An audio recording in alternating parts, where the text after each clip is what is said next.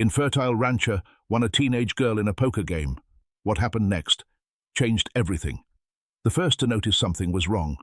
Wasn't a man at all. It was the dog. A wiry old cattle dog with clouded eyes and one torn ear, laying under the porch of the Brody ranch as the desert wind blew soft dust across the dying grass. He had no name, just Dog. But he knew things men didn't. That night, his ears perked. The truck engine wasn't local, and the girl that stepped out, barefoot, wrists red with rope marks, eyes swollen but dry, wasn't meant for this place. Brody stood on the porch, silent as always. He was 50, grizzled, and childless not by fate, but by body. Everyone in town knew he couldn't have kids. Maybe that's why they thought giving him one would be funny. A cruel joke wrapped in a poker chip and sealed with whiskey laughter. "She's yours now," said the man who lost her. Brody didn't reply, just tipped his hat and watched her climb the wooden steps like someone walking into a sentence they didn't agree to finish. Dog rose and walked beside her. She flinched, then paused. He nudged her hand with his nose, warm and deliberate. For a moment, her breath caught. The wind slowed. The girl didn't cry, didn't scream, didn't ask where she was. She just sat on the edge of the porch, barefoot and sunburned, arms wrapped around her knees. Dog lay beside her. Brody went inside. The screen door creaked, slammed shut. In the stillness, Dog looked at her again, tilted his head as if to say, "I saw what they did to you. I know you're not safe yet, but I'll stay." The moon climbed higher. The girl remained. So did the dog. And somewhere in the dust-swept silence a rebellion began, not in violence, not in words, but in a quiet, unseen promise between a wounded child and a nameless, broken dog. Her name was Callie, 14, maybe 15. She never said for sure. She hadn't spoken a word since stepping off that truck. The ranch house was dry-boned quiet. Mornings began before the sun rose. Eggs cooked in silence, chores done in dust and sweat. Brody gave her no orders, not at first. Just left lists on the kitchen counter. Feed the chickens, water the mare, mop the floor. No hello, no goodbye. Just work. Work filled with silence. Callie did what she was told, not because she was obedient, but because it was safer than guessing. At night, she slept in the back shed. No pillow, no light, just a thin blanket and a rusty cot that sagged in the middle like an old back. The lock clicked behind her, soft and final. Brody never touched her, but that didn't mean she wasn't afraid. Sometimes he'd drink and stare through the screen door at nothing. Sometimes he'd laugh to himself like a man reliving something nobody else could see. And sometimes he'd say things. "I didn't ask for you," he muttered once, loud enough for the dog to hear. "But maybe God gave me a second chance." The words weren't cruel, but they weren't kind either. They were sharp, like old fence wire, meant to hold things in place, not let them grow. The townsfolk never came out this far. Brody liked it that way. The less seen, the less said. He was a man of few words and fewer friends. The only one who stayed was Dog. Dog never barked, just watched.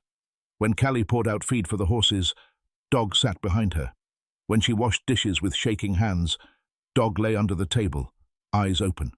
When she spilled milk one morning and froze, expecting a slap that never came, Dog stepped between her and the approaching boots. Brody looked down, said nothing, walked away. That day, Callie whispered to the dog, her voice hoarse and broken. "Why do you care?" Dog didn't answer. He only placed his head on her knee and stayed. It was the first time she cried, silently, into his fur. Each day bled into the next. Her arms grew stronger, her back stiffer. But her soul stayed small and curled, like something hiding from a storm. The only warmth came from Dog's presence. Warm, steady, real. She started leaving scraps under the table just for him. He started following her closer, even to the shed. At night he'd curl up just outside the door, his body pressed against the wood, like he knew she needed a wall. Brody noticed. He started closing the door harder, started looking at the dog with something like resentment. "You pick her over me now?" he muttered one night, bottle in hand. "Figures." Dog didn't flinch, just kept watching. And Callie? She began to wonder if Brody saw her, or just the ghost of something he'd never have. The wind howled louder that week, and in the stillness, Something dark began to coil, tight and mean, in Brody's eyes. It was branding season. The sun blistered down on cracked earth, and the calves screamed like sirens across the field. Callie worked the chute alone while Brody smoked by the fence, beer sweating in his hand. She moved like a ghost, silent, fast, invisible. Dog sat at the edge of the barn, ears forward, eyes locked on her. She wasn't strong enough to hold down a calf, and Brody knew it. But he gave no help, just watched her struggle. Dirt caked her arms.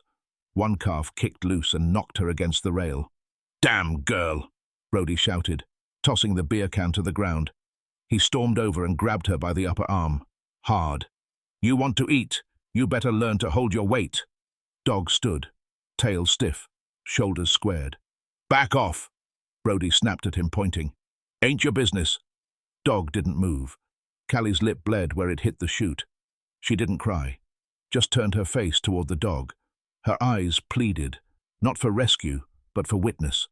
That night, dinner was cold stew and silence, until Brody slammed his spoon down. "I ain't your damn daddy!" he barked, pointing a shaky finger. "Don't go thinking this is a family. You're not mine. You're a debt I collected, a damn burden. That dog's got more value than you." Dog growled, low, deep, primal. Brody froze. A strange smile tugged at his lips.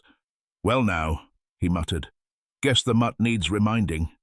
The next morning, Brody loaded his rifle, said he was going to hunt coyotes, but his eyes found the dog too often. Callie felt the knot in her gut tighten. She knew something awful was coming, something that would end the only good thing she had. She tried to hide Dog in the hayloft, tried to lock the barn door, but by dusk, Dog was gone, and Brody was drunk. Just as she stepped onto the porch, she saw him staggering toward the shed, rifle slung, muttering to himself, "Animals turn on you when you let 'em think they're equal." Callie ran, barefoot, to the barbed fence line where Dog liked to watch the cattle. She called out, voice hoarse for the first time in weeks. "Dog, Dog, please." The wind swallowed her cries. Then, headlights. A sheriff's truck pulled up the drive. Deputy Wade, young and sharp-eyed, stepped out holding a folder. "Evening, Brody," he called. "Got a complaint filed about an unregistered minor. Girl from the river town. Foster Systems asking questions." Brody's jaw clenched. "You got a girl here?" Callie stepped from the shadows, lips trembling. Wade looked at her, then noticed the bruises. His face changed. Before anyone could speak, a shot rang out in the distance, sharp and hollow. Brody turned pale. Wade's hand moved to his holster. "What was that?" Brody's voice cracked. "Coyote."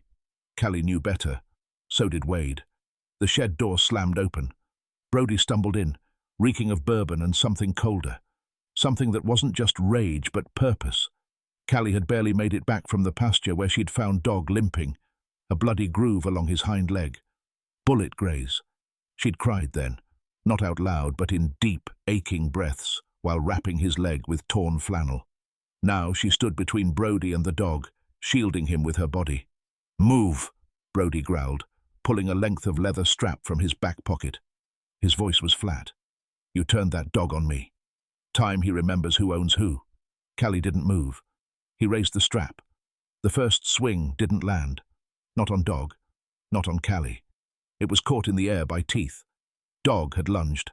In a blur, the strap tore free and Brody fell back into a stack of empty feed bins, groaning. Dog stood over him, growling. Not wild, not unhinged. Measured. Guarding. Outside, a door slammed. Deputy Wade burst in, gun half drawn. "What the hell's going on?" He saw Brody bleeding from the forearm, the girl wide-eyed and shaking, the dog bristling with low growls. It looked bad. "Back off the girl," Wade shouted at Dog. "Call him off," Brody screamed. "He's gone rabid." But Callie stepped forward. "Please, don't shoot. He's not the threat." Wade hesitated. The room crackled with tension. Dog stayed between Callie and Brody, tail stiff, breathing heavy. "What happened here?" Wade asked. Callie's lips quivered. She looked from Wade to Brody, then down at her hands. Dirt under her nails, blood on her shirt. None of it hers. "He was going to kill him," she whispered. "Just for protecting me." Brody's face twisted. "She's lying. She's been trouble since day one. I saved her. Nobody else wanted her. Dog growled again, louder. Wade's brow furrowed, his hand lowered slightly. And now, Johnny, here's the moral moment you asked for. If you were there, and you saw a child shield a wounded dog from the man who feeds them both, who would you believe? The man who has everything but love, or the girl who has nothing except the loyalty of a dying dog? Wade's silence answered. He holstered his weapon. Step outside, Brody. Brody didn't move. That mutt's dangerous. So is she. No, Wade said firmly. You are. Slowly, Brody stood. His eyes darted between the girl and the dog. You don't get it, he hissed. I didn't ask for this life. They gave her to me like I was a joke. And she still treated you better than you deserved, Wade said quietly. Brody's shoulders slumped. Outside, the wind had stilled, the semitone. Sky hung in dusk. Inside, the shed smelled of sweat, iron, and old grief. Dog lay down, exhausted, bleeding, but still watching. And for the first time in weeks, Callie reached for someone, placing her hand softly on Dog's head, then looking Wade in the eye. He's the only one who ever stood up for me. And Wade believed her. Deputy Wade called for backup. An hour later, the ranch was lit in the cold blue of patrol lights and desert twilight. 2 other deputies arrived, along with a young social worker named June Keller, who rode in with tired eyes and a thick binder of reports. She recognized Callie the moment she saw her. We've been looking for you, she whispered, kneeling before her. You went missing 3 months ago after your last placement burned down. Nobody thought you'd made it out. Callie just looked at Dog. He kept me alive.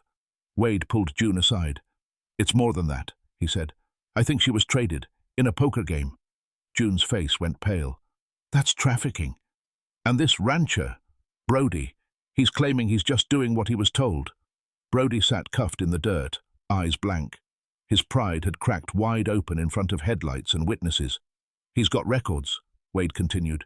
Invoices, journal entries. It's all there. Cold, neat handwriting, like cattle logs. Dog limped to Callie's side, laying across her feet. When June looked at him, tears welled in her eyes. That animal isn't just loyal. He's protective. He's the only reason she's still standing. Brody heard that. He laughed, bitter and breathless. You people care more about a mangy dog than a man who's broken his back keeping this place alive. I didn't touch her. I didn't hurt her. You locked her in a shed, June said. You fed her like livestock. You shot at the only soul who loved her. Brody's voice cracked. I didn't know what to do with her. I didn't ask for her. I can't even have kids. What good is a girl to a man like me? Callie's head turned. Slowly. Wade stepped forward. And yet, she still brought you your meals. She still did your work. She still never ran. Brody went quiet. People from the edge of town had gathered at the ranch gates. Word traveled fast in places like this. Old neighbors, ranch hands, even the store clerk from Wilson's market. They stood in silence watching the girl, and the dog at her feet. No one looked at Brody. He finally understood what silence felt like when it wasn't chosen. June placed a hand on Callie's shoulder. You're not going back. You're free now. Dog sat up, stiff-legged, between her and Brody as the deputies led him toward the truck. His body was a wall, quiet, unmoving, final. Brody paused just once. He looked at the girl, then the dog, and for a heartbeat, regret flickered across his face. But it was too late. The truck pulled away, taillights fading into the dry dusk. Callie stood alone, clutching Dog's fur like a rope in a storm. Her eyes were clear, her hands no longer trembling. June knelt again. Do you have anyone to call? Anyone who might come for you? Callie looked at Dog, then at the sky. No, she whispered, but he stayed. That's enough for now. The wind picked up again, but it didn't sound angry this time, just clean and done. The dust hadn't settled more than a day. Brody was booked at the county jail, but small towns often give second chances to the wrong people. Late the next evening, under the yellow glow of a dying street lamp, a deputy left the door ajar by accident. Brody slipped out unnoticed. No cuffs, no eyes on him, just a bitter man full of shame and the kind of rage that turns inward and explodes. He didn't come back to reclaim land, or pride. He came back for the dog. Callie was asleep in a bunk at the county shelter, a borrowed quilt pulled up to her chin. Dog lay at the foot of the bed, one eye half open, never fully resting since the night they arrived. He heard the window slide. He heard the footstep on the linoleum, and he knew. Brody crept forward, a rag in one hand and a rusted pipe in the other. His eyes were sunken, voice silent, breath held. But Dog was already standing. In a single explosive second, the growl filled the room like thunder. Brody turned just in time to meet a flash of fur and fury. The noise woke the house. Lights flicked on. June rushed in, followed by 2 male staff and Deputy Wade, who had stayed close, uneasy with how the town had responded. Too soft, too slow. Brody was pinned against the dresser, Dog snarling inches from his throat. The pipe had clattered to the floor. His wrist was bleeding where Dog had bit down, but not deep, just enough to stop him. The room froze. Everyone saw it. The man who claimed he was the victim, now exposed in the very act of hurting again, and the animal he called rabid, standing still, composed, as if knowing the line between defense and destruction. Brody began to weep, not out of pain, out of being seen. He was taken away for good this time. No more bail, no more kindness, no more silence. After they cuffed him, Wade turned to Dog. "I misjudged you," he whispered. "You ain't just a dog. You're something better than some men ever become." Later that night, Callie sat on the shelter porch, wrapped in a blanket. Dog leaned against her leg. She stroked the side of his muzzle gently. "You saved me again." He didn't bark. He didn't move. But she felt his chest rise and fall, steady and real, like a heart that beat only when she needed it most. And for the first time in years, she fell asleep safe. 3 weeks later, the shelter phone rang. June answered. Her face changed as she listened. Then she walked outside to the porch where Callie sat, peeling an apple with a borrowed knife while Dog rested beside her. "There's someone here to see you," June said softly. Callie froze. The man who stepped out of the car wasn't tall or broad. He wore a threadbare denim shirt, his hands calloused from years of work. His eyes scanned the porch until they landed on her, and cracked wide with disbelief. "Callie," he whispered. "Baby girl." It was her father, the man she hadn't seen since she was 12, before the fire, before the foster homes, before the night she stopped using her name. He walked slowly. She stood up, unsure. "I thought you died," he said, voice trembling. They told me you ran." "I did," she said, "but not far enough." They stood there, inches apart, the wind caught between them. Then Dog growled, soft but stern, placing himself between Callie and the man. His message was clear. "Prove you're safe. Prove you belong." Callie placed a hand on Dog's head. "It's okay," she whispered. "He used to tuck me in at night before everything fell apart." The dog held still. The man knelt slowly, eyes filled with regret. "I've been searching. Every town, every record. I didn't stop. I won't stop again." Dog sniffed his hand, then stepped aside. Permission. Earned. Callie fell into her father's arms, shoulders shaking, tears breaking free from whatever dam she'd built. He held her like she was 5 again. Small, precious, his. And Dog? He sat on the porch, facing outward, watching the horizon. Still on guard. Still her shield. But something new had settled in his chest. Relief. A week later, they left the shelter together. Callie in the front seat of a borrowed pickup. Dog curled in the back, his injured leg now bandaged with clean cotton and care. They didn't speak much. They didn't need to. She was going home. Not to the house that burned, but to the arms that rebuilt themselves just to hold her again. And Dog? He never left her side again. Not when she turned 16. Not when she learned to ride. Not even when her father built a cabin just for the 2 of them at the edge of the new ranch. Sometimes, folks would stop by and ask about the scarred old dog who never let strangers too close. And Callie would smile gently and say, "Sometimes, the most human heart beats in the chest of something not human at all. Justice doesn't always wear a badge. Sometimes it limps.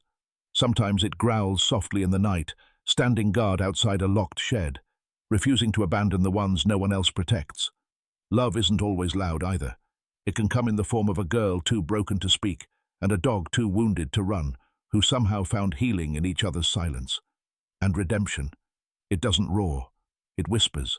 This was never just a story about a girl won in a poker game. It was about the quiet strength of survivors, about the way animals, without ever speaking, teach us what it means to stay loyal when no one else does, to protect what is pure, to love without needing anything in return. And maybe, just maybe, that's the kind of love the world needs more of. So if this story moved something inside you, if it reminded you of a forgotten truth, a silent guardian, or a part of you that still believes in goodness, subscribe, because the next story, it might just change how you see love forever.